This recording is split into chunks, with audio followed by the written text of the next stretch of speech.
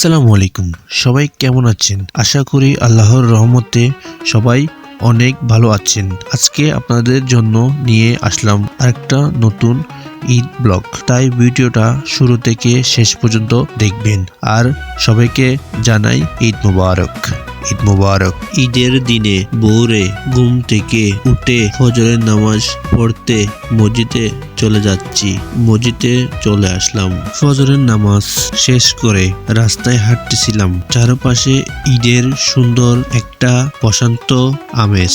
হাঁটতে হাঁটতে একটা সুন্দর জায়গা পেলাম। ছোট একটা ঈদের সেলফি তোলার জায়গা। কিছুক্ষণ সময় কাটিয়ে আবারও বাসায় ফিরে এলাম।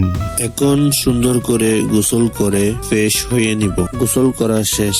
ঈদের নামাজের জন্য রেডি হচ্ছি। পাঞ্জাবি পরে নিলাম। ওয়াও, সাথে আতরের সুগন্ধ।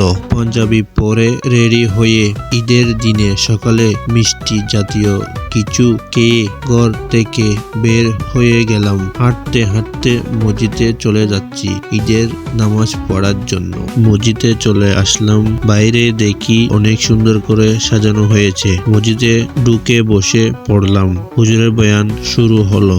ঈদের নামাজ শেষ করে একে অপরের সাথে ঈদের শুভেচ্ছা ও কুশল বিনিময় করছি। চলো দেখা যাক।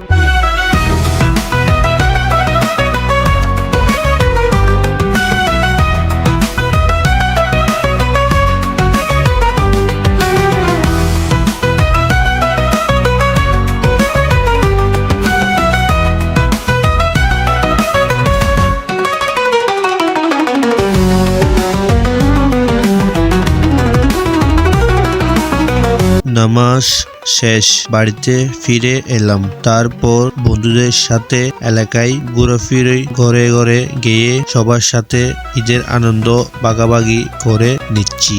30 দিন রোজা রাখার পর অনেক শুকিয়ে গেছে, যার জন্য একাই সব চিপস খেয়ে ফেলতেছে। ভাই, আমাদের জন্য কিছু রাখ। এলাকার মধ্যে ঘোরাফেরা শেষ।